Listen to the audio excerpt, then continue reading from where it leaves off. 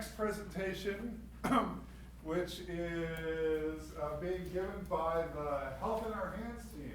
Health in Our Hands is a long-standing funding, has long-standing funding from the National Institutes of Health to provide curriculum that influences public health in kids, as well as teaches them all about science, both in high school and in middle school. It started as a project at the University of Michigan. It's come up here and has expanded into several middle school curriculum. It's led by Renee and our team of Health in Our Hands collaborators up here, who are going to be giving us a presentation on the curriculum overview, as well as some of the research that's come out of the project over the last couple of years. So without further ado, I give you the Health in Our Hands team. Thank you. Thank you. This is right. That's what you wanted. I don't know how to put this on. Yeah, I'll just put this on for you. Okay, I'll put this over here. Okay. Okay. Okay, so thank you for coming. I think Bob actually did a really good job of introducing our first slide. My name is Consuelo Morales. I'm a research associate here at CREATE. This is my second year now, and I just started working last summer on the SIBA project. And so I'm very excited to be doing this. I actually worked on the high school version of this at U of M. And so getting the chance to come back and work on this has been very exciting.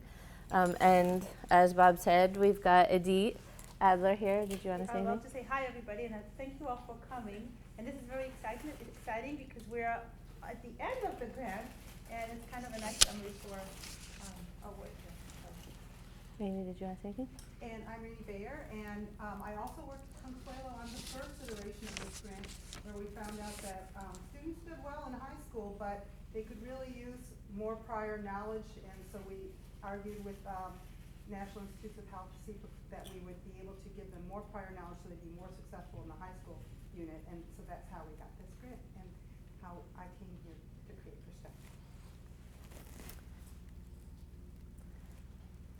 So while we are asking you to come on our journey about the data, it's actually not the beginning of our journey. It's, as Bob said, the end of a 5-year project. We are hopeful that we will be getting a new SIPA grant. We should be learning, we hope, in the next week or so, keeping our fingers crossed. So yes, so we're going to begin our journey about all of the things that we have discovered in this project. So it's NIH funded. It's NIH funded through the Science Education Partnership Award. The goals were to develop a middle school curriculum, which was actually 2 middle school curriculums, diabetes and addiction. One of the really great things about this is the engagement of students and family and community through the partnerships that we have worked to create. And also to reduce this achievement gap that we see, and I will talk about in a moment, and to obviously disseminate the materials that we create. So we have several partners, academic. We work with also partners in Flint and in Detroit. And Joe is the PI on this project, which is so why this new approach? So we know that an understanding of the concepts, modern concepts of gene-environment interactions and natural selection, it's really critical for students' ability to address health issues, health concerns that are relevant to their lives and to their community, and to improve the health of their community, And it goes in line really well with the framework in science education, bringing together the 3-dimensional learning.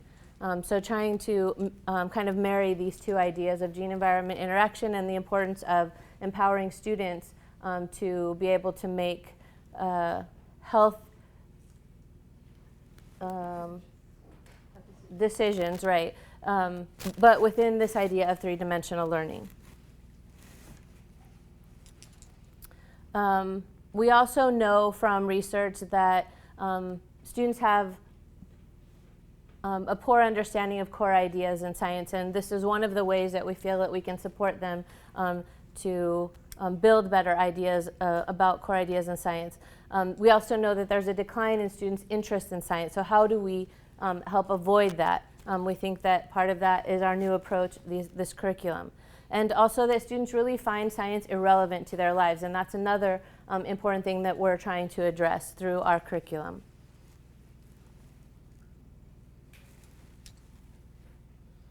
And so, people talk about these persistent achievement gaps. While all of them are rightward, so the achievement is increasing, but we still have these gaps, and there's many reasons: historical, political, social. And so the really important thing is that these achievement gaps persist, but they are modifiable. And that's what we're really trying to say, that it's not because the students cannot do this work, it's that we need to figure out ways that we can help close this achievement gap. But I guess really that these are modifiable factors, and that's what we're trying to find. What are those factors that we can modify to close that achievement gap? So again, the Health in Our Hands project, we really find it's a new approach to learning because it's community inspired. So they're community inspired project-based learning approach to science teaching and learning. And again, they're two middle school projects, diabetes and addiction, that get at the core idea of gene-environment interactions, specifically diabetes and addiction, and how those can impact students, families, and communities, and what students can do to empower them to make changes for the better.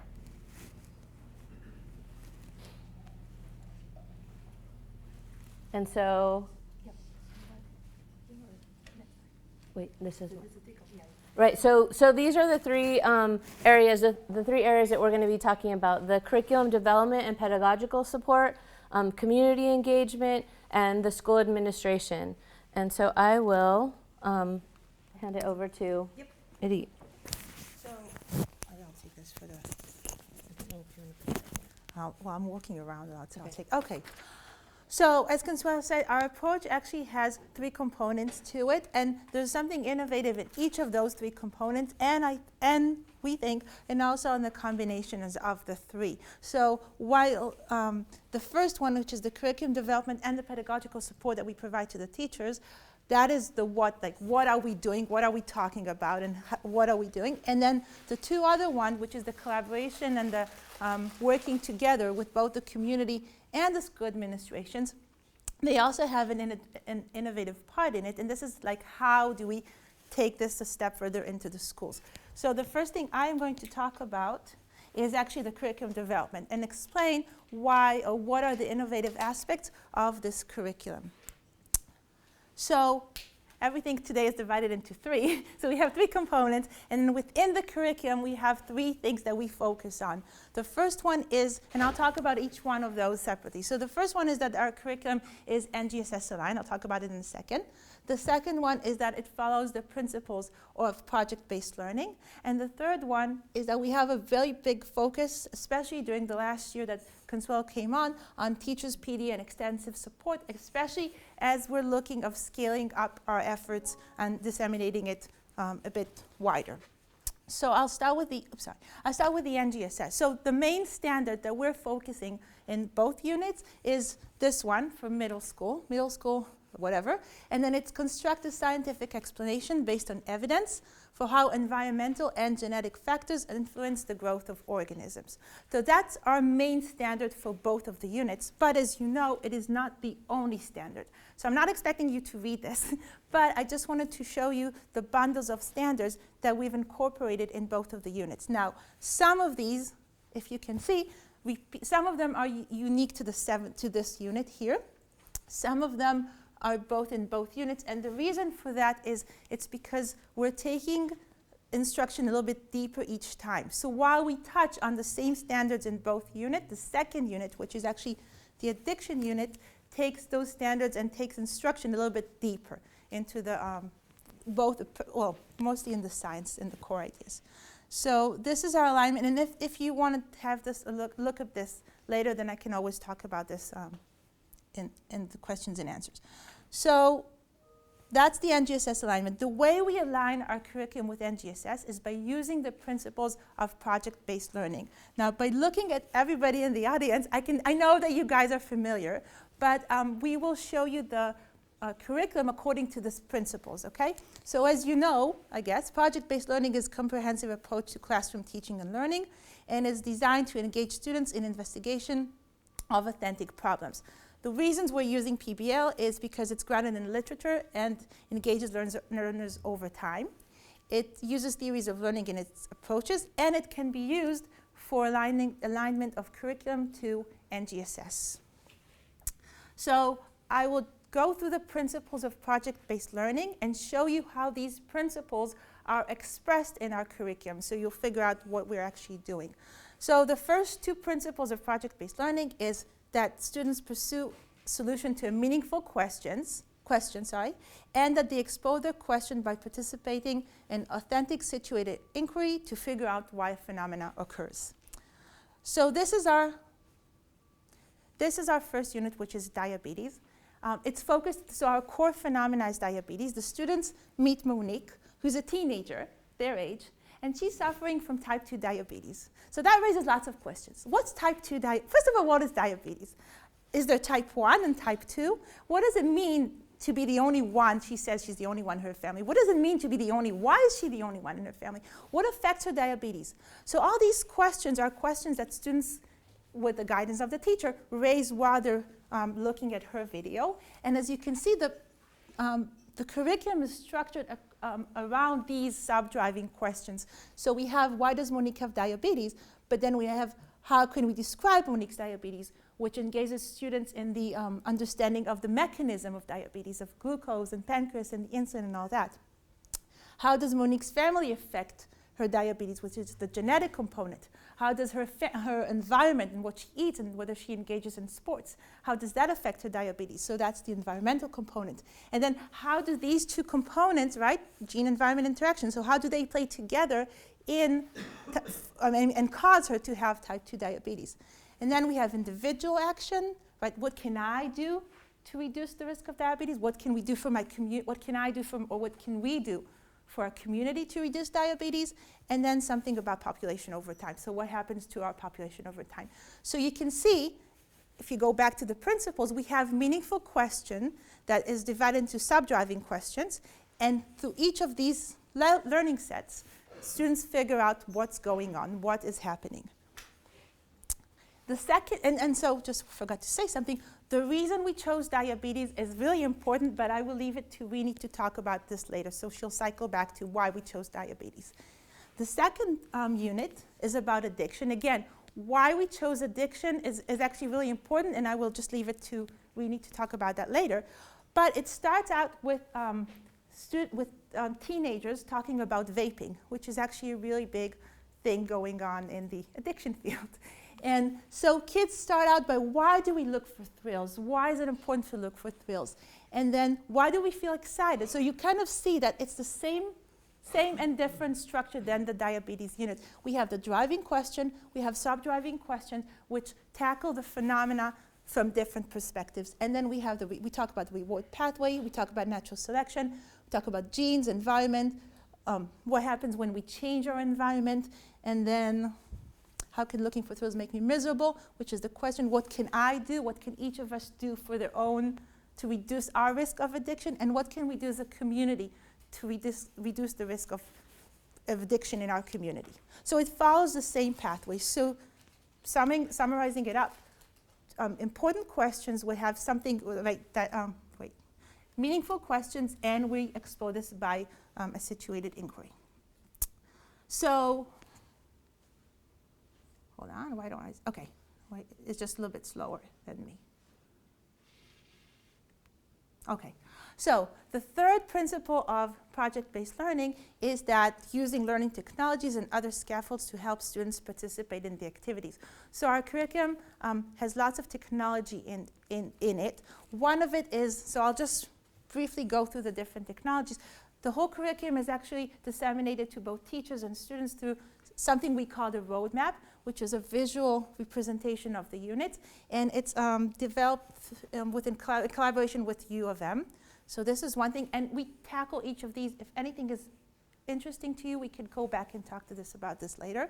The second thing is that we have many simulations that we use throughout the process, throughout the curriculum, so that students can actually carry out experiments. This one is specifically designed and developed for our curriculum. It's about sand rats, but we have also some simulation about natural selection and others that we use in the curriculum. And then we use SAGE Modeler throughout the whole curriculum. I'll explain in a second, but that's from another project that Create is carrying out with Concord Consortium. And all these play out really important big roles in students' understanding. So the fourth principle is that students create artifacts that address the driving question and explain phenomena. So what I didn't tell you is that as students go through the unit and answer the sub-driving questions, they actually develop a model of either diabetes or addiction. So every time they have something new, they learn something new, they have something that they want to add to their model, at the end of each lesson set, they go back and revise their model to reflect their new understanding. So actually the modeling plays a big part in our curriculum. It kind of summarizes and puts everything together. It also could be used as a formative assessment to teachers to know what students understand and what are misconceptions. These are some of the students' models from the diabetes unit. Did I forget it? No, I think I'm fine. Okay. So, engage in collaborative activities. So, another thing about our curriculum is we progress from individual work to kids working in teams of 2 to then bigger groups. And you'll see at the end we actually have a district-wide collaboration, which I'll talk in a second. So we use a lot of collaborative activities throughout the curriculum, and they progress. We kind of have it in a progressive way throughout the curriculum. Okay, so till now, I actually kind of told you things that you've already known, right? We've talked about the principles of project-based learning and how they play out in our curriculum. The big addition, I think, of our curriculum to, or our uniqueness, let's just say it this way. The unique part of our curriculum is that we also engage the students in community action projects, which are kind of a culminating event for the whole learning of the community. So what's a community action project? So I will show you first so you get an understanding, and then I'll talk about this. So I will show you, I need to do this from there. Okay.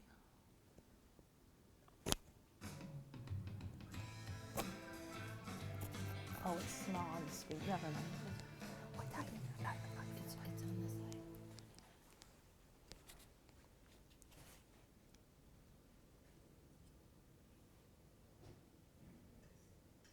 All new tonight, Flint students coming together to present research on how to make the community healthier. Flint Community Schools hosted these two research presentations on how to prevent type 2 diabetes. The students are aiming to make a positive impact on their community by helping their friends and family make healthier choices. That's because an unhealthy lifestyle greatly increases a person's chance of developing type 2 diabetes. We're talking about some brand new researchers on the horizon here. They actually cause their family and loved ones to start changing their lifestyles in order to prevent type 2 diabetes. So we are so proud of them. We all are. The event took place at Southwestern Classical Academy.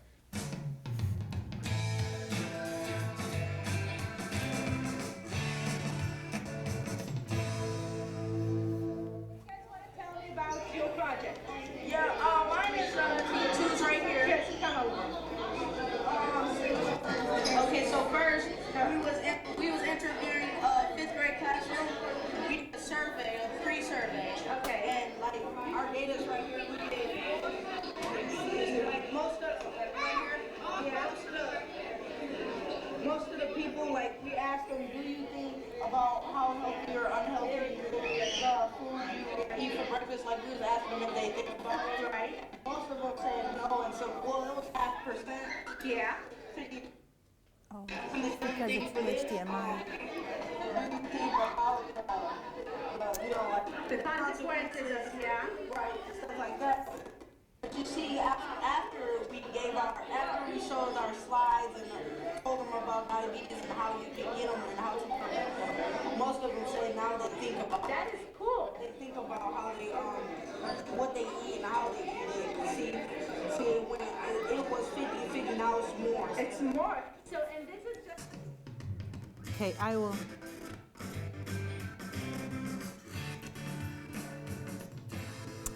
So it was kind of hard to hear. I'm sorry for that. But what he was saying, he was, okay, so the kids had a project in the class. They showed slide 2. They went to 5th grade. They're in 6th grade. So they went to 5th grade classes.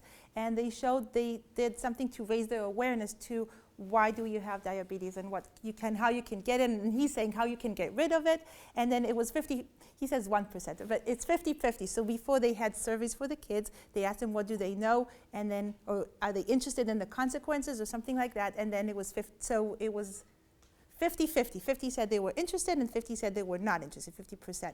And then they did the presentation, they explained about diabetes, the processes, what you can do about it, and then they went back to the same class and they passed surveys again. And then he's saying after we did the presentation, more kids are interested in the consequences of healthy eating. So that's what kind of he was saying, and it was kind of hard to hear it.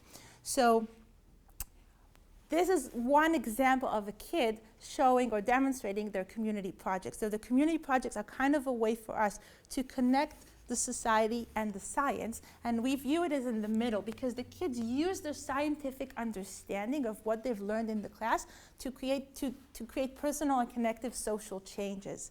So they don't, and it's really important to say, the projects are not core science. They don't go and examine a pH or examine air quality or stream quality. It's actual social sciences. As you can see by the questions are social science based. So for example, these are questions that classes have done. How does raising students' awareness to the amount of sugar they eat affect their food choices, right? So they do an intervention and they check before and after and see, does that influence food choices? How does watching TV and playing video games affect children's healthy lifestyles? And then they could also monitor themselves. How do smoothies affect your health? And can healthy smoothies affect or attract consumers? How does my neighborhood affect my exercise and walking habits, right? You say kids need to exercise more, right? Everybody knows that. Does my neighborhood support my exercise, or is this something that I can change? So those are the questions. Now, how do they get to these questions? So I'm taking a step back. They look at their models, right? They've developed models throughout the whole process, and they say, okay, diabetes has genetic component, and it has also environmental components. At this moment in time, I cannot do anything about my genetics, right? That's what I had. That's what I inherited from my mom and my dad, maybe some way in the future. But I can do something about my environment. Then the question is, what can I do about my environment? And that's where they start. That's the starting point for the community projects, which then they engage. So to emphasize is, like, we call this models in action, right? You develop a model in order to do something to improve your community. And just so you remember that these are not science core, core scientific project, but more of social science projects. I don't want to read all of this, but I think that I want to stress that the nice thing about these projects is that they address students' background, because they're a nice and structured framework for us to bring in to show them that science is relevant to their life. That's one thing, so we bring the science out. But then we can also bring their families in and engage, because and it's actually structured in the project. They have to do something with their families. We can talk about this later, but there's something that they have to do with their families within the project. And it's also a way for us to bring other people of the community, especially careers. We want to expose them to many careers. That's what Consuelo was saying, one of the reasons we got the grant. So this is a nice and structural way for us to bring different careers into the classroom and have a specific and active role for them, and not just come and support the curriculum, which sometimes does not have any real meaning about what does it mean. And so that's one thing. And the second thing, it empowers kids for action, right? And engage them in critically thinking about their environment and their neighborhood, and what role could they take to improve their neighborhood. They have to communicate the science, as you guys have just seen, and they have to advocate. Why do you think, based on your evidence, why do you suggest doing what you're suggesting? So, what, excuse me? Oh, sorry, yeah, and so relevant to students' life. It also enables us to use students' background as an asset. So we bring in different funds of knowledge from their parents, from their neighbors, from the neighborhood, and all these are the core aspects of the project. It's not that it's not like an additive thing, it is the thing. So we really view it as something really important. Okay, so we've talked about the NGSS alignment of the curriculum. We've talked about the project-based learning. I just wanted to say, because it's out of the scope of our, I like this sentence, it's out of the scope of our current talk, but we also have extensive teacher PD and support for the teachers, and we've done, as I said, we've really focused on this over the last year. But if it interests you, we'll be happy to talk about this later, just because we don't want to focus on that right now. So, okay, so with this, I will hand it over to Renee to talk about this collaboration with the schools. Renee, I'll give this to you because he has to.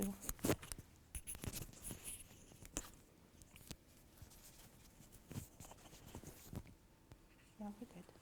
Good? Yep. Okay. I think one. Great. Okay, so the second component in how we put together Health in Our Hands, part of the project, is the school administration partnership. We want to tell you a little bit about that.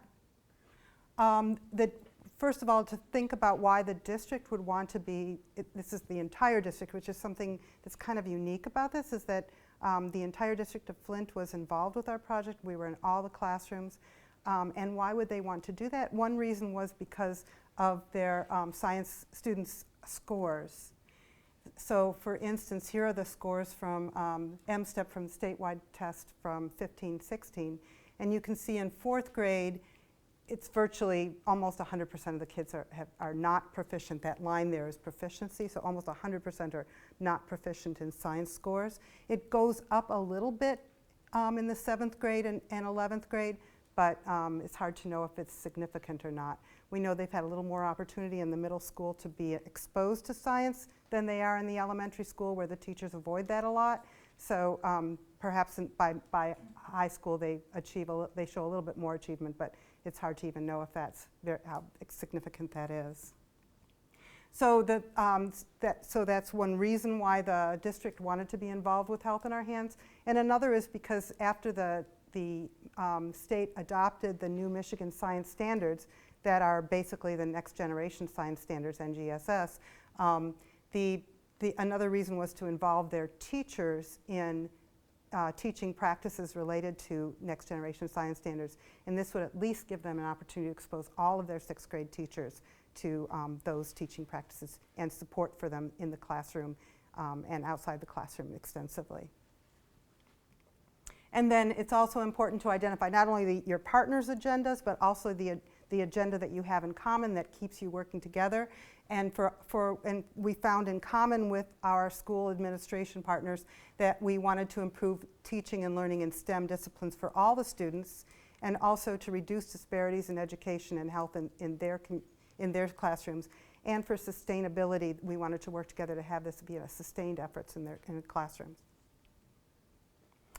So mutually reinforced activities that we all took part in together, is the school district and the teachers collaborated in the development and design of the curriculum, particularly in different iterations, throughout different iterations. The school district recruited all the schools, talked to all the principals, and identified the teachers that we would work with, and basically assigned the teachers. This is different than a lot of our projects. Often we talk to the schools and they ask teachers to volunteer, and so often we're working with teachers that want to be involved. In this case, this is integrated into the curriculum of the school. This is the scope and sequence of what the teachers had to teach at this period of time, and so this was just what they did. This was the curriculum that the teachers had to do anyways, which has some advantages and some disadvantages, and we could do a whole presentation just on that, so we'll move on for right now. And we can talk about that if you want to at some point. We also, the teachers were released for teacher professional development, and they found subs for the teachers and for ongoing support. And also, they became involved in our sustainability efforts, which we'll talk about later, a collaboration which grew out of the community called the actually it's called Health in Our Hands Flint Genesee Partnership, which we'll talk about later too. Okay, so the third component then is the community engagement. And as Idit referenced several times, the community, we would come back to and talk about how the community was engaged throughout this process and what importance that had. So we actually took an approach from public health, given that my background's in public health and community-based participatory research is actually what I've spent a lot of time on working on. We used a community-based participatory research approach to engaging our community partners and our school partners in this collaboration, in developing the curriculum and acting it. And a CBPR approach is an approach where you equitably involve all of your partners in the research process. And the purpose of it, the aim of CBPR is to improve the health and quality of life of community residents and to increase their knowledge and understanding of a given phenomena, and also to let others, to take the learnings from the local community and also spread those learnings that can be useful across nationally in terms of policy and social change nationally as well as locally. So it has both components. And we could also do an entire talk just about how we use CBPR in this whole process and what we're finding and how we're moving that forward. And we're not going to have time to, that's not within the Scope. beyond the scope of this presentation. Thank you very much. But we would be happy to answer questions or come back to that another time. Oh yeah, that was the other thing, right. We also, oh no, that's right here. So we also wanted to point out that CBPR has a set of principles that you use to guide your work. We use these principles in guiding our work. Similar, I mean, it's similar to like project-based learning in terms of principles that guide what you do and how you apply them. So we just wanted to point out that another good reason another thing that was useful in CBPR was that the set of principles and merging those principles with PBL, thinking about those two together, also helped guide and support the work that we did in developing the Health in Our Hands curriculum and working with our community in the schools. So when we talk about the community being involved in Health in Our Hands, a question often comes up, well, what do you mean by community? And what we mean is, in an ecological approach, we mean starting with the families and the students and the residents of Flint as central to who the community is. There are also supporting community-based organizations and faith-based organizations, as well as agencies and programs in the community that support and relate more closely to the families, and then larger regional, city and regional organizations, hospital systems and the health department that also relate to and support families increasingly. And so you can see some of our partners related to those different layers of the community that we worked with in our approach. And again, thinking about the agenda of the partners and then our common agenda. So why would all these different partners work with us? How did it benefit them? And each of those agencies and groups that we work with, somewhere in their missions and in their activities, it's part of their mission to improve the health of residents in the community. Could be youth, it could be family members, but somewhere, or like hospital systems and the health department, their interest is in the improvement of health. They want to do, many of them want to involve the community in their work and what they do, and they saw this as an opportunity to connect with children, to connect with schools and teachers and families by being involved with us. And also to bridging academia. Oh, also a lot of them want to, if they were university partners, again, they wanted to bridge that gap between what they do in their research and how it gets carried out in classrooms and in the community. And so by being involved with us, they could use some of what they were learning and the research that they wanted to do, working with students, working with families. In common, when we talk with them, they all want to make science relevant to students. They want them to have more science skills and be able to relate that. They want to do it in a culturally competent way. The balance and need for standards in science curriculum with being responsive to community needs, and also to be able to sustain these efforts too. They're interested in long-term, not in short projects. So how were community members, community partners involved in what we did in Health in Our Hands? Well, starting out at the very beginning, they were involved in helping choose what were going to be the phenomena that we were going to work on in the unit. So starting with diabetes, we presented the idea of diabetes, and we presented the idea of reinforcing concepts about healthy eating and active living. And they were all up. They were all on that. Yeah, that's right. They love Monique. They thought that was great. And so after we talked to our community and school partners about it, then we proceeded to start to develop the unit. And so they were involved in the first unit, and then it came to developing the second unit and we had to choose a phenomena for the follow-up unit that we knew was going to be in the 7th grade and be more scientific. And we had this whole laundry list that people had suggested, that our content experts and our scientists had suggested. And so we talked to the National Human Genome Research Institute, and they said, oh, they said, we really love all the things on your list. We really would love it. It would be great if you did the microbiome and talk to kids about, what's about the science that's coming out about what's in their gut and what's on their body and how they can, why that's important in their lives. And we said, yeah, that's cool, little creatures and everything. We had a great, you had a great driving question? I don't know.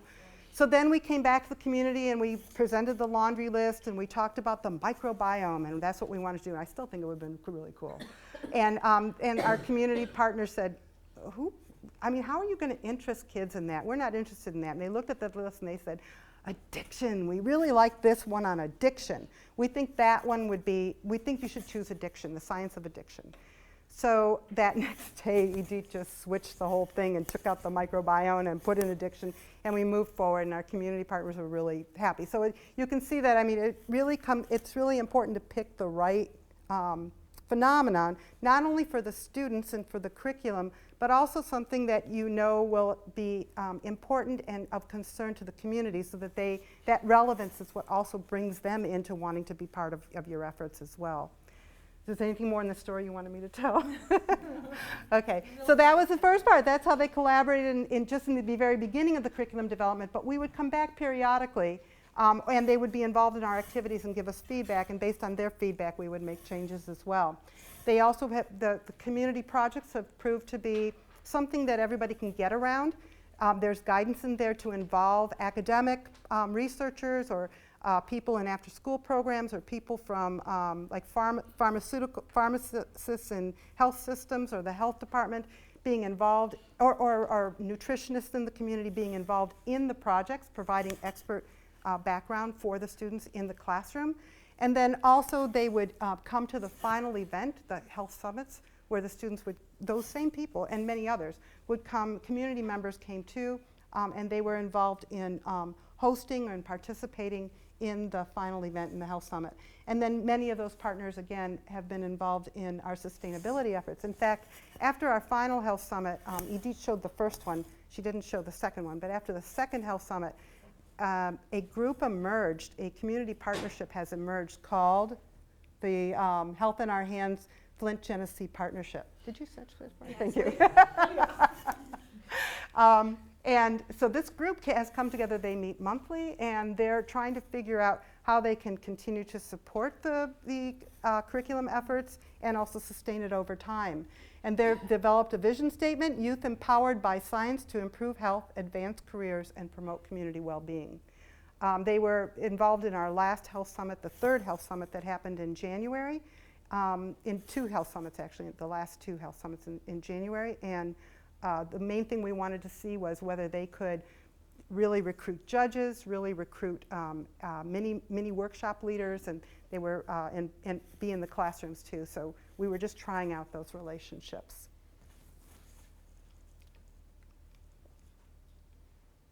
Okay, so we've gone over these 3 parts: the curriculum development and the pedagogical support, the school administration and how they're involved, and the community engagement and how they're involved. The school administration, we do have representation from school administration on the community engagement component here too.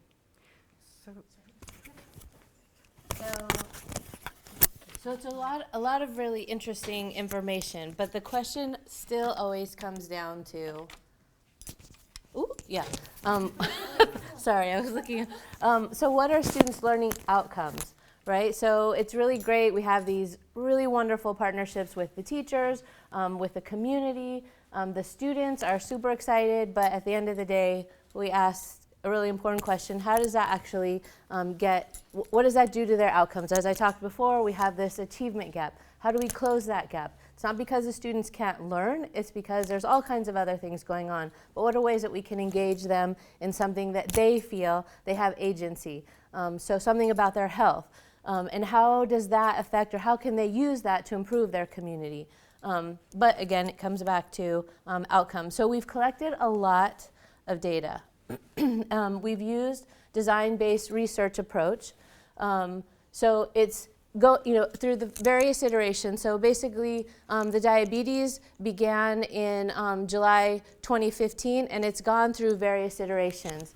And each time, the unit has gone through revisions. And this is another place that isn't necessarily not for this, it's beyond the scope of this, but the teachers were really involved in putting their input. What's working, what's not working. So each time the unit was improved and new things were added or things were tweaked. And the same with the addiction. The addiction was piloted in 2016, and both the diabetes and addiction unit were, again, went through another iteration this year.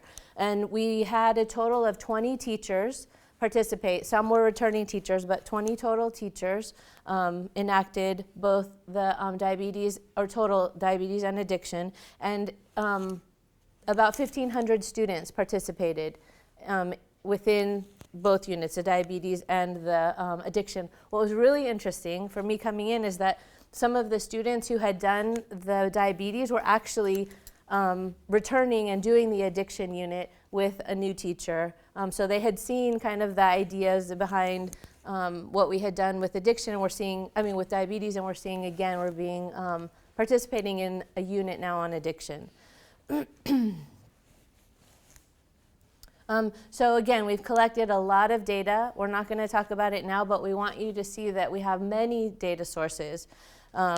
We have interviews from students. We've collected artifacts such as their models, which are really wonderful to see, which is also something that could be a whole other paper. We've seen their pre and post surveys on their attitude towards science. That these are all things that we're still in the process of analyzing. As far as what we have from teachers, we also have the PD sessions. We've got interviews, online correspondence. With the community, we have their participation as judges. We have their reflections, and then we have questionnaires. So a lot of data that we're mulling through, or beginning to. So it's a lot of qualitative data. Thinking about what are students' learning outcomes. And so right now, this is the process that we're going through. We're, generating the codes, searching for themes, reviewing those themes, and again, going and defining those. And, at the end, we will produce a wonderful report. But that's what we're working on right now. And with that, take it.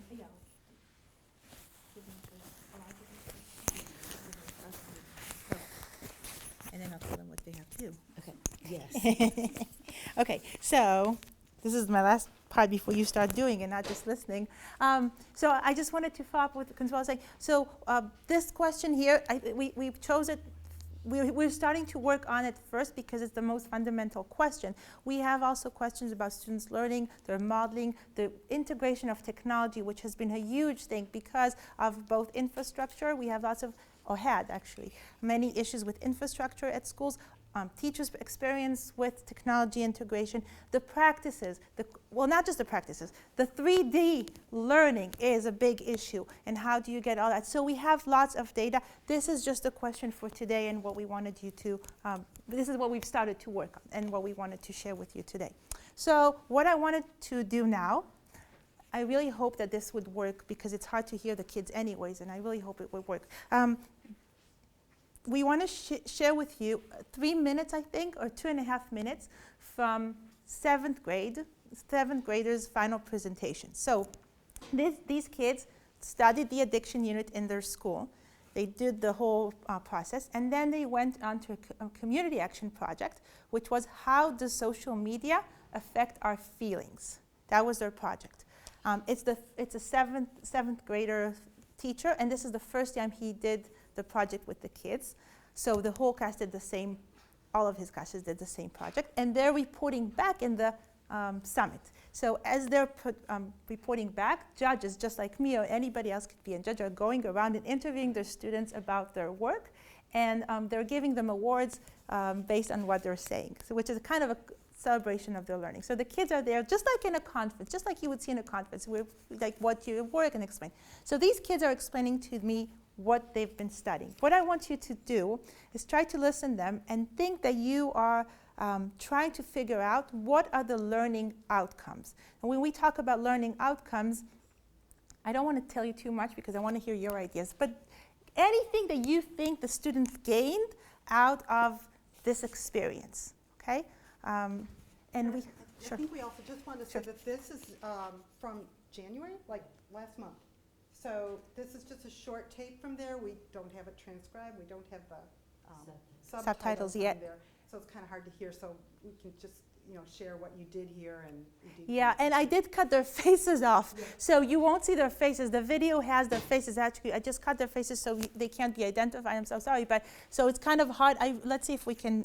So as you listen to this, what we'll have you do. So thinking about the science and the community. Right, so think about their gains for a science and a community or anything else that is interesting to you, and then we'll have you talk to your partner and we'll have a kind of a discussion about that. So hopefully it will work. Oh, I need to do it from there. Where's my,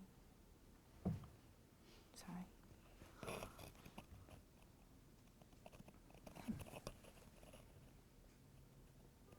Wait a minute. Okay, let's do it again.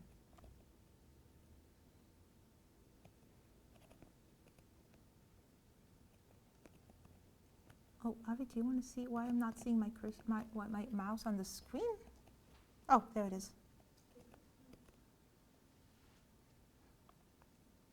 No. I will just do it this way.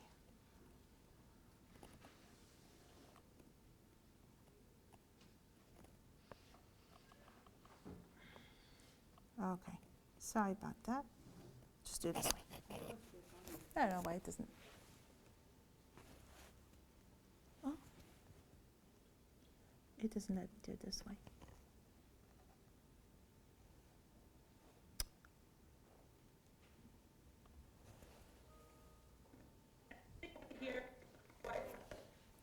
Oh.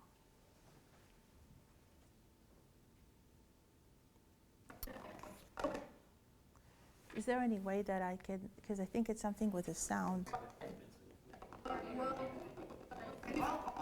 No, you can't hear it this way.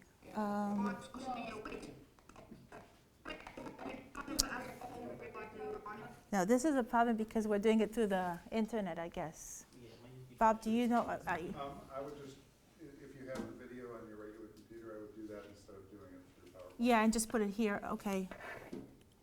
Oh, on the regular computer? Yeah, No, it doesn't have anything to do with the speakers, it has to do with running yours. I would do it outside of PowerPoint, just call it up straight. No, the PowerPoint is working. It's because of.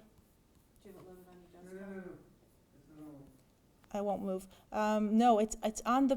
The problem is with the thing. It's not my computer. Do you have the No, video outside of PowerPoint? no, outside the PowerPoint, no. Oh, I have it not cut. I have it with the students' faces. Turn it on and just listen to the video, just listen to the sound. Um, Do that? You can do I think it's not because it worked. It worked. Hold on, I'm really sorry. I will do this very quickly. You're still within your time frame. So I'm good. Okay. Just pull it off to the side, maybe. Can you do that? Like you did with the Robins, when you put it on the side. It's on my desktop. It's the same. Like you did with Robins. Oh. Does anyone have any questions? Yeah, we just do questions. So for now, yeah, just do questions. Anybody have any questions?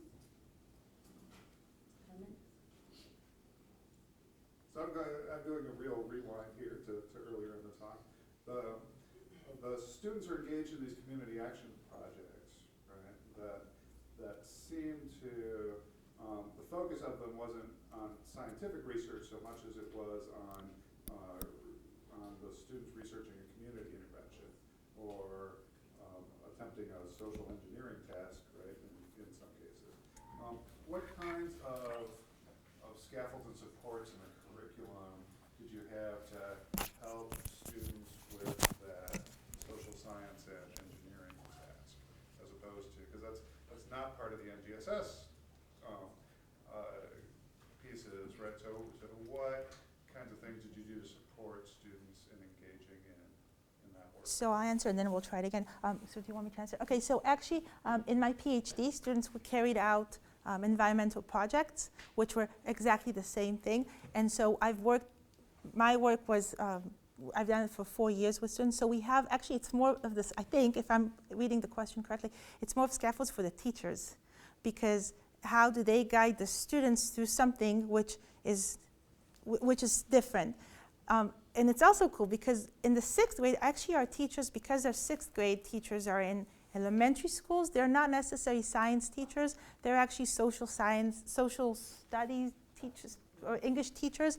So actually they feel very comfortable with, once we have the scaffold in place, and I can show you how we scaffold that, once we have that in place, they actually feel very comfortable in doing those community projects. As opposed to our 7th or 8th grade teachers who are science teachers, and they actually had it was harder for them to do. It's just like asking a question. We use the same strategy. So if you have to brainstorm a question with the kids, just like you would brainstorm a question about a lake or the air or something to do with biology or physics, you would brainstorm about something in your community. You would do the same strategy. You apply the same strategy. The content, as I see it, is different. Then if you have to develop research tools, so it has to be coherent, it has to touch the things you want to answer, has to tackle the situation from different points of view. So how do you do that? That's the same whether you do it in a biological content. And there are differences, but we have that structured out. So the teachers, we have a whole PD with teachers about what their interest and what they want to do and how to think about it. And then they go to the class.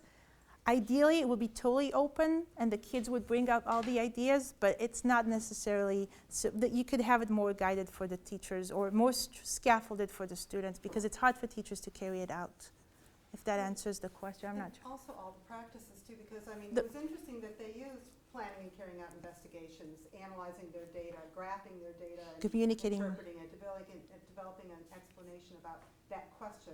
It may not have been a science question, I mean, it's strictly a science question, but it still involved the practices and cause and effect, that kind of, cross-cutting concepts too. Right, but so using that model then, right, what did you give them by way of DCIs for social science and social engineering aspects, right? Because some of them were using different kinds of survey methodologies and these kinds of things, right? But, how did you incorporate that and those into the It's a wonderful question because you touch about the topics. And so now, as it's structured now, it's practically, you look at the model, really straight for whatever you think in your community that you might have an effect based on what you learn, which is mostly food and exercise. That's what you research. We don't have like the DCIs or the big ideas of science in a social context concept. So we don't. Like social media was a big thing. I think they were looking at environmental factors, which is part of the standard, is to look at the environmental factors that affect growth and development of organisms. So they were asking questions about healthy eating or being able to exercise and those kinds of environmental factors, and then figuring out what they could do about those factors to have an effect on their health or the health of their community.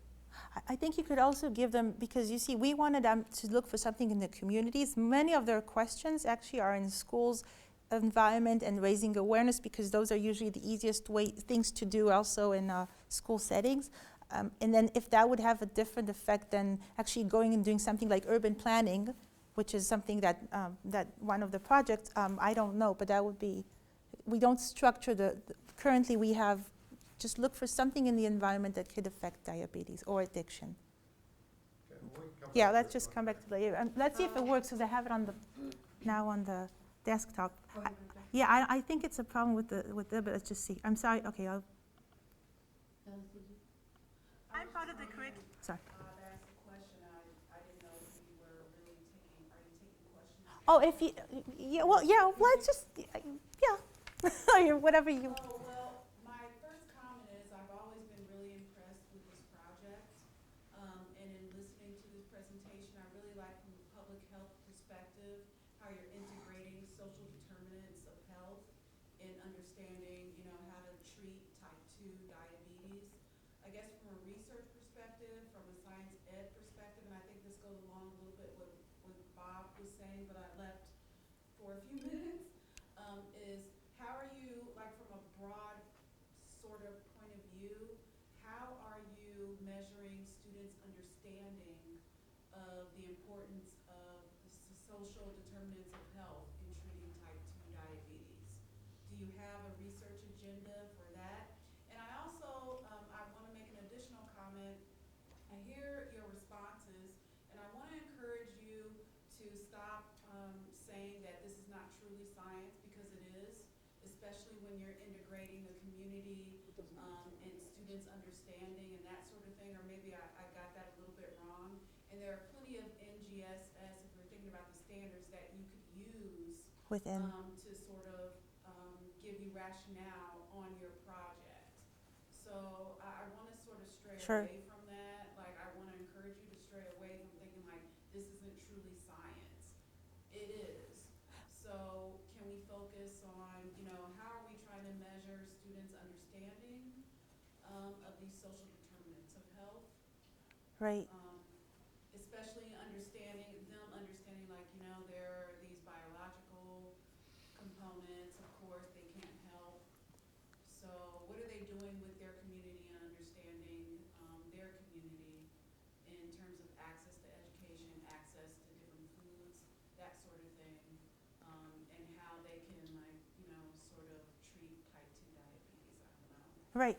Do you want to read the answer, or?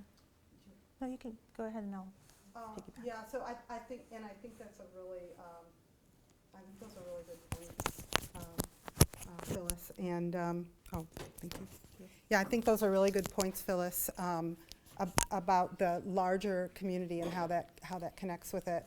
And some of that also goes to the community partners when they've seen what the kids are researching. They've expressed having value and seeing the youth perspective on it. They've actually invited students to come and sit on substance abuse committees in the community, or form a youth committee that they're trying to form. They invited students to come. So I think part of the working on the social determinants of health, a lot of that will come afterwards, and how we can extend these experiences for the students, at least to bring some awareness to them and to people who view the health summits. I think it's a really good question. We've had social determinants of health, what's happening in the economic and political and social situation. We have that in our mind as we've designed it, but I don't think it's structured. It could be structured in, and we could measure it a lot better. We can see some of that in our qualitative results, but I think we could see more and be more structured about looking for them.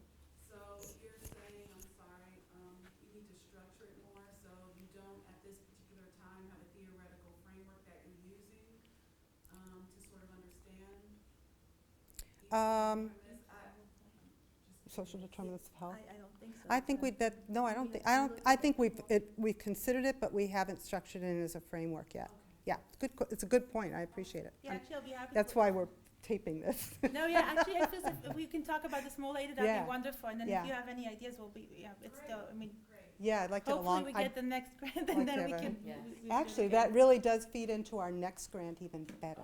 So, yeah, which we're hoping we get. That's great. Yeah. So that would be, so. We just wanted to make the curriculum first, so now let's start thinking about some larger issues. I really appreciate that. Goes back to your design-based thing. So I will try to, let's just try it again, since now on my Okay, desktop. now we're gonna try it Okay, again. so try it again. So again, try to, see if it works. Try to think, what are students' gains from this project? So what do I do with I just cover them? Okay, well, cover 'em. Okay. No, it's the video, it's not. It's the HD, it's the thing. It's the internet problem, it's not.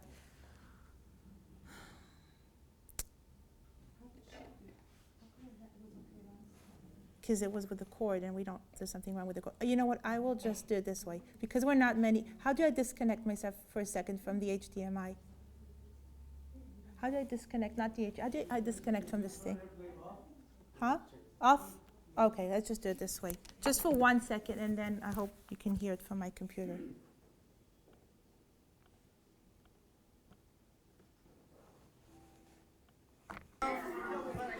All of us realize that. I'm part of the curriculum developer, and I really want to hear about your project. So, what's your project about? Our project is how does social media affect our mental health? Okay. That's the question that we're researching on. Why did you choose this question? Well, like all of us realize that we've been on social media way too much. Everybody had different opinions on it, but as a whole, we realized we were on it too much. And so we wanted to find out what effects it has on our bodies and our mental health. And then we found out. He's saying we all realized that we're on social media too much, and then we wanted to figure out, what is he saying? What are the effects on our mental health and so on. I'll just say it, okay? And once he says it. What did you find out then? Somebody else. What did you guys find out?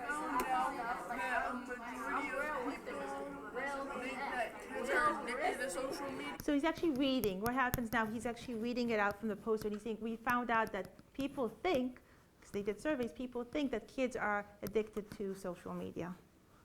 Okay.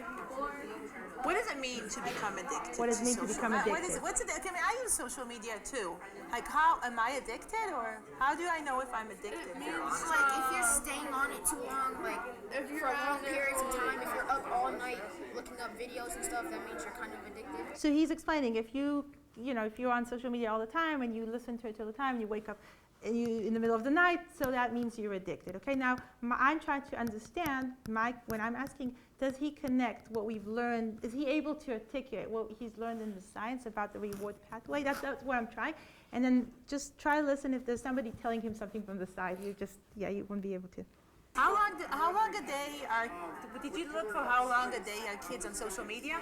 Well, after we started, I kind of got interested in it, and I set up on my phone there's this thing where you can check how much time you're spending on it.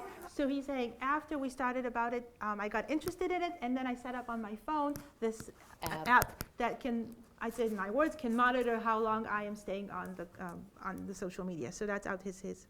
And I spent I get less and less every week because I want to get lower. Well, I think last week I spent 8 hours. 8 hours. Wow, that's lower. A day. From the moment you come home, at 3, well, all day. Yeah. What about you guys? I don't spend that much time on social media. I spend 3 hours. Which is, I think, the least I heard over today. I heard somebody 4 hours. So what do you do after school? Yeah, what do you do? With my friends.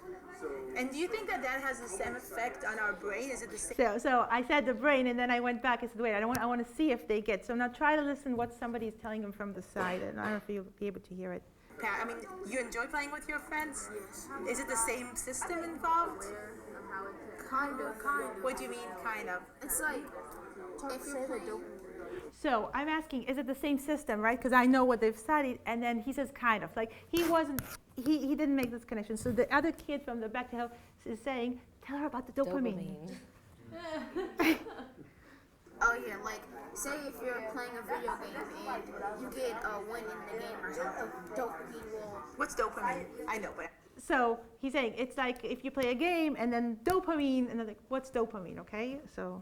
Do you remember? It's a neurotransmitter that gets released when you're happy or excited because something just happened. And so when you get a win, like you were saying, you think that I can do this again because you're happy. So he's saying it's a neurotransmitter and it gets released, and when you get a win, like he was saying, when you get a win, then it washes your brain or something.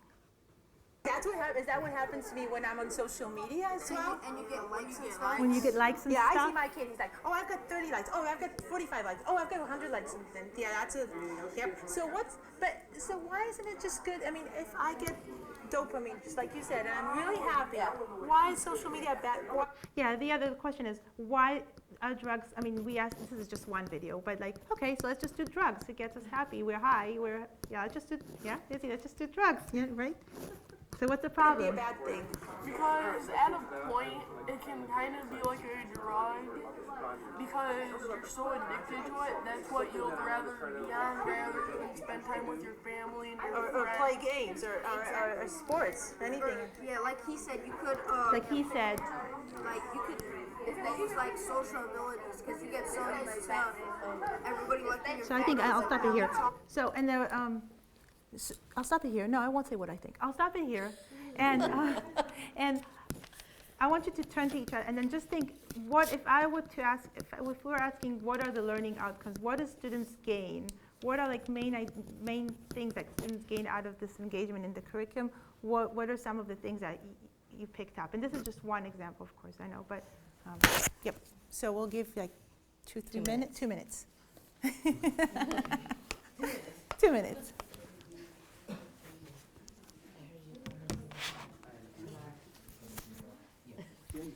I know. Allison's got It Allison, you should have borrowed hers. She offered twice. Oh, what the? What? Oh, did someone- Oh, the jeans with 3 of us. See, notice that? That's right. Allison offered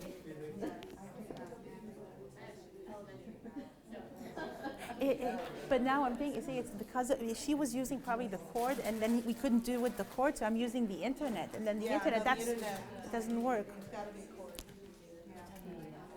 So it's 1:09. Okay, so we'll give them.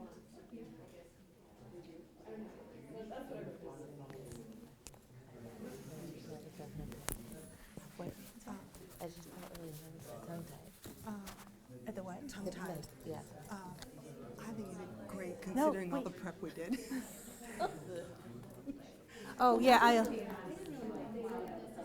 oh, no, I have another video, so I will keep it off. I have another video and it won't work. So I think we'll. Good job, team. Good job. I think we'll yeah. All right.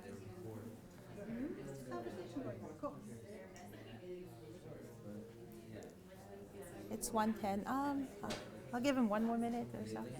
Yeah, I kind of, when I'm reiterating, I'm actually saying, it's okay. This is it.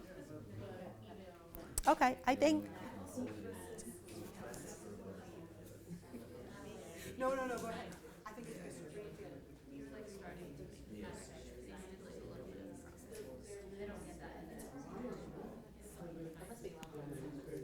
No, an hour and a half is long. You can say whatever that's what you say whatever. Okay, I think, yeah, okay, so I think I'll get everybody back together. Yep, so we'll leave some, I'll show you some more stuff. Okay, so does anybody want to share?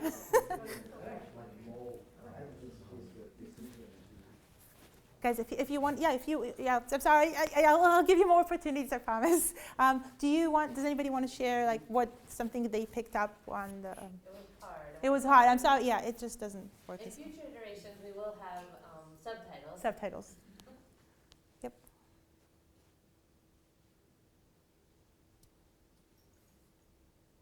We were just reinforcing the importance of understanding students' lived experiences, how they can relate to what they're learning in the classroom, to what's going on with their family and friends, even their friends' family. I know in the Black community, it's typically said instead of type 2 diabetes, it's sort of like we have high sugar or something like that. Great. And so they can probably relate to that and think about, oh, there's actually something we can do in our family or our friend's family to sort of change that. I think this project is a way to sort of encourage these students to go to their family and friends and talk about this. Definitely. Yep. Did I cover that okay? Thank you, Phyllis. So that's one thing, right? Merging the science with the lived experiences. and then maybe empowering them to do something. I mean, I can do something about it, or, well, not here. This one doesn't show it actually, but yeah. Maybe. The kid said. Oh, the kid says he actually does. Working on trying to lessen the amount of time he's on social media. Yeah, I actually learned so many apps that they are on social media to reduce the number of minutes you use social media. So, okay, anybody else wants to say something? Becky. One of the things that I thought was interesting, I think it fits in this sort, you said like science bucket or community bucket in terms of what did they gain. So I thought they were kind of recognizing both the positive and negative aspects of dopamine.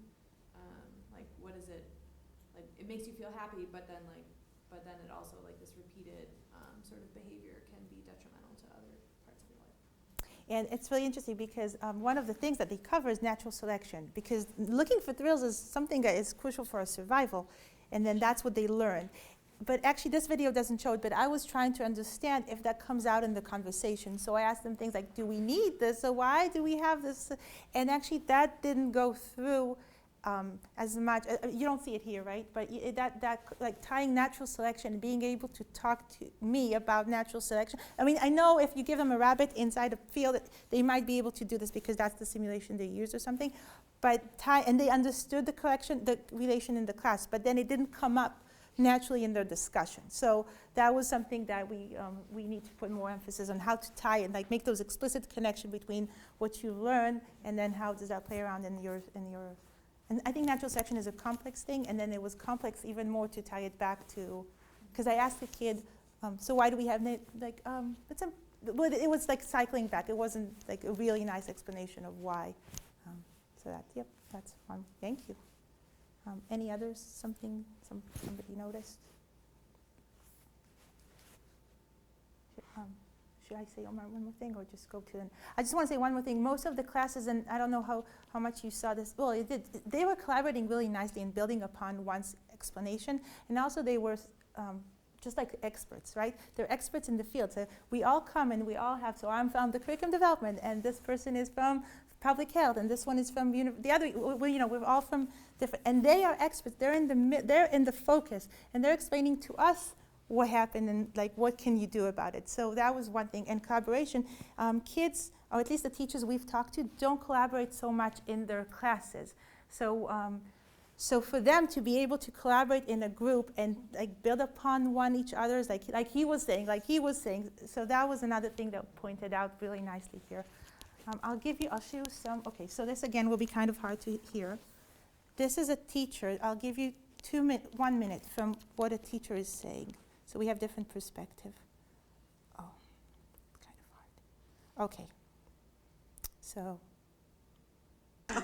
she's talking. She's a 6th grade teacher, and she did the diabetes unit. This is the 2nd year she's done it.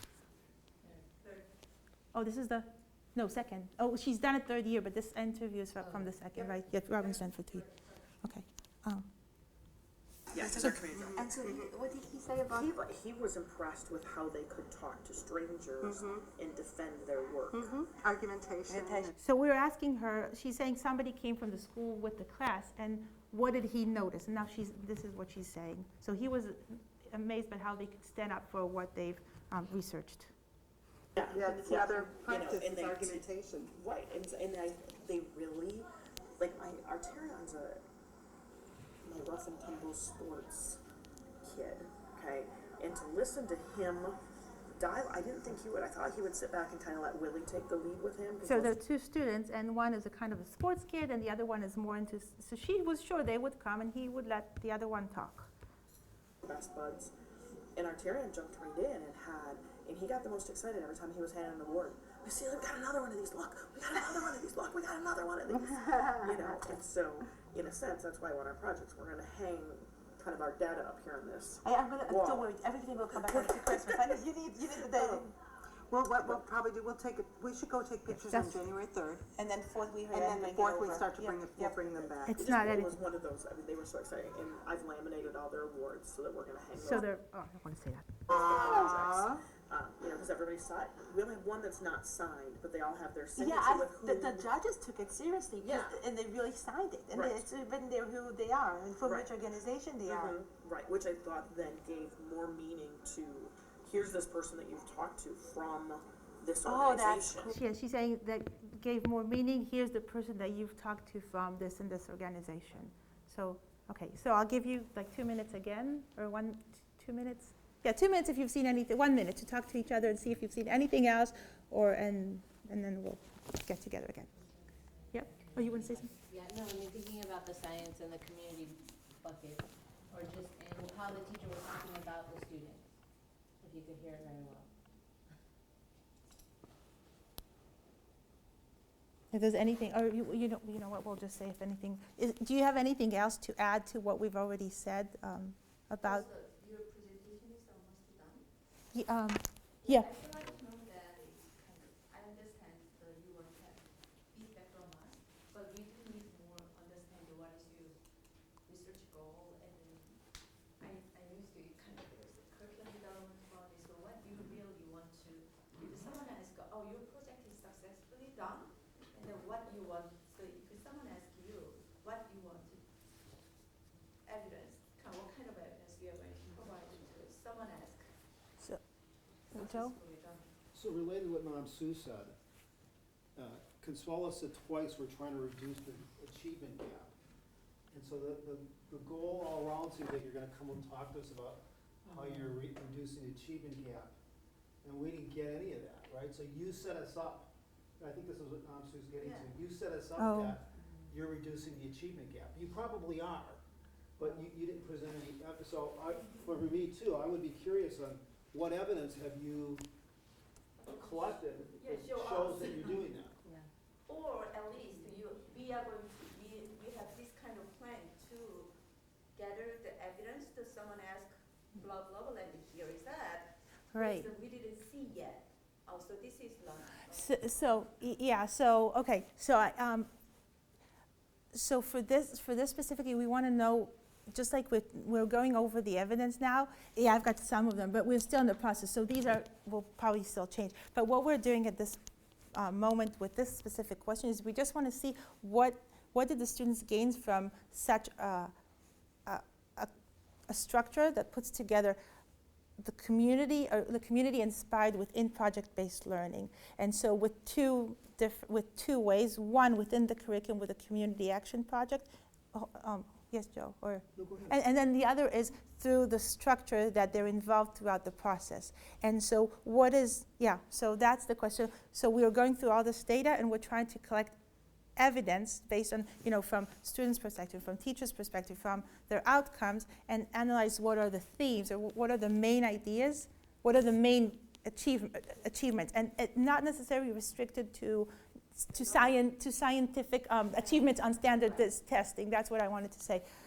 So not restricted to that. So yeah, Joe, you wanted to say something. I would say, that's a fine goal for a presentation, right? I didn't feel like I was set up that way. Okay. That's all, right? At least for me, I was set up to get to something else, right? And then, but the final thing came along and said, we're gonna do this. Yeah. I had no idea that's what you were gonna do. That's a good point. Right, so it's just, nothing negative about it. It was a very nice presentation. I was just trying to reinforce, Madam Sue, that at least I wasn't prepared for that as the final outcome. So that was leading to another way, and then that would take another. You don't need to say that, the student conceptual understanding or 3D learning is our learning outcome, our project learning goal, project goal. You say that, this is relevant and motivation, attitude, that is we are pursued from this project. Then explain, and at the end, this is the evidence we are going to support this. I don't think it's your goal. Your goal is the conceptual understanding or the student understanding in the concept. More kind of. No, so okay, yeah. So one of the aspects is, I think this one, and again, you see just the 3, but there's currently 6, but again, we're revising that. So currently we want to know what are the gains. So for example, I think the first one, Phil said that lived experience with the science, and they're intertwined, and like how they talk about the science and that. So that's, for example. And then the positive attitudes, like kids come to the interviews and say, science is fun. Like, science fun? How can science be fun? And I make this face, and then they have to explain how science, so that's the motivation and the attitudes and all that. And then you've seen them as collaborators. Well, again, this was just one thing, but so multiple and experts and the way that, so this is from that. Apart from that, one of the big things we've struggled with was especially with the modeling and with the practice of modeling. So we have one of the things what scaffolds do you need to put in place for the teachers, for the students to be able to carry out modeling, because there's so many things. There's the content knowledge in there, there's the practice of the modeling, there's the cause and effect, and how do you put, and then there's Sage Modeler, which puts in the technology. So we have evidence, we are looking at students' model over time, and as we change and add scaffolds to the project. But that's like a different, that's a totally different aspect of that. That's not related to that. Your presentation, I didn't think. Sorry, yeah, so for the presentation, it basically that. More the attitude and motivation and the more relevancy. And relevancy to their students' life and so on, yeah. So you are going to look at the other learning aspect. Yes, we have, yeah, definitely, but not this, yeah. Thank you. I just want to just reiterate that I really like this project, and I think just one way to change it up is to make sure that in the beginning of the presentation that you have these concrete research questions. So put them up in the front. Yeah, that would help a lot with how you're responding right now. Right, okay.